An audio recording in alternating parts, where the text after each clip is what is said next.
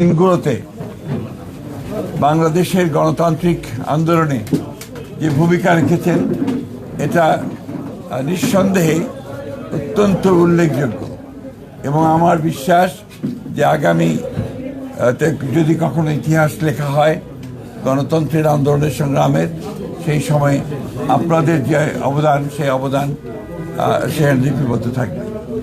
আমাদের এই কেন্দ্রীয় অফিস এটা আমাদের কাছে অত্যন্ত প্রিয় আমাদের এই অফিস, কারণ এখান থেকে পরিচালিত হয়েছে গণতন্ত্রের উত্তরণের সংগ্রামের সমস্ত আন্দোলনগুলো এবং এই অফিস থেকেই আমরা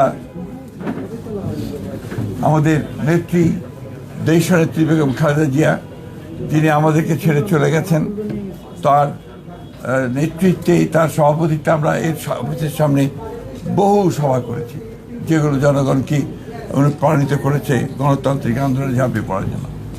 আজকে খুব কষ্টের সঙ্গে আমাদের স্মরণ করতে হয় যে আমাদের সেই মহান নেত্রী যিনি আমাদের বাংলাদেশের সামগ্রিক গণতান্ত্রিক আন্দোলনে সবচেয়ে বড় ভূমিকা রেখেছেন, নেতৃত্ব দিয়েছেন এবং গণতন্ত্রকে আমরা ফিরে পেয়েছি বারবার।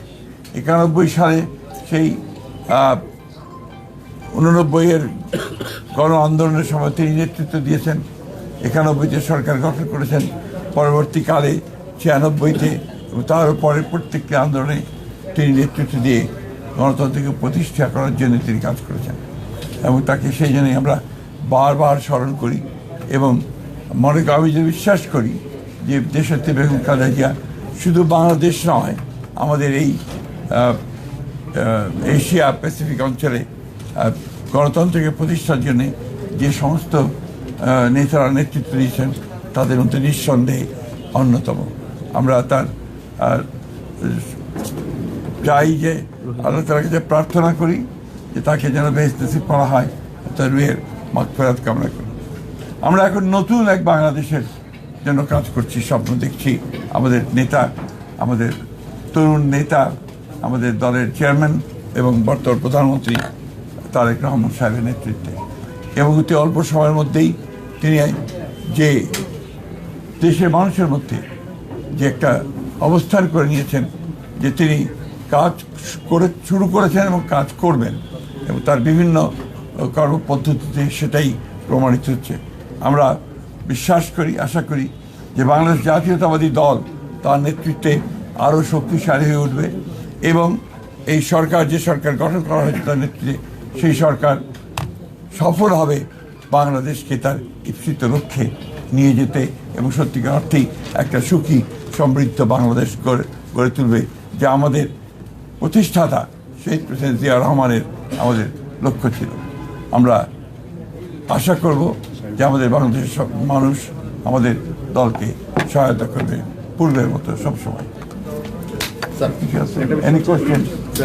আপনি বলছিলেন যে খুব শীঘ্রই স্থানীয় সরকার নির্বাচন দিবেন, আজকে আবার কয়েকটি সিটি কর্পোরেশনের প্রশাসক নিয়োগ করা হলো, তার মানে কি স্থানীয় সরকার নির্বাচন একটা পিছিয়ে যাচ্ছে কিনা? না, স্থানীয় সরকার নির্বাচনের বিষয়ে কত নিয়মকানুন আছে তো সরকারি এবং যে প্রথাগুলো আছে সেগুলো কতগুলো মেয়াদ আছে, কতগুলো মেয়াদ শেষ হয়ে গেছে, সবগুলোকে এক জায়গায় নিয়ে এসে আমরা সরকারের তরফ থেকে একটা সঠিক সময়ে এই নির্বাচনগুলো দেওয়ার ব্যবস্থা আমরা করবো। তবে নিঃসন্দেহে এই নির্বাচনকে প্রাধান্য দেওয়া হবে।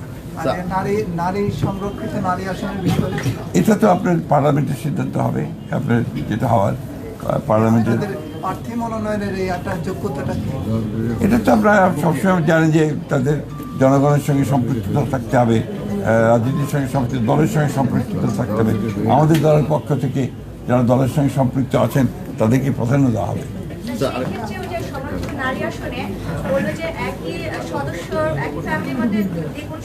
এটা এখনই কিছু বলা যাবে না, আমরা সেরকম কোনো সিদ্ধান্ত হয়নি এখন। আরেকটা বিষয় হচ্ছে অনেক জায়গায় আওয়ামী লীগের অফিসগুলো খোলা হচ্ছে, অনেক জায়গায় এটা আমরা চাইনি এবং আমরা যেহেতু আপনার আইনগতভাবে বলা আছে যে তাদের কার্যক্রম নিষিদ্ধ, সেইভাবেই এটাকে দেখা হবে সব জায়গায়। জি, আর কিছু এনিথিং এর তাড়াতাড়ি করে, আমার একটা মিটিং আছে খুব জরুরি। Please, thank you. সরেন, জায়গা দেন।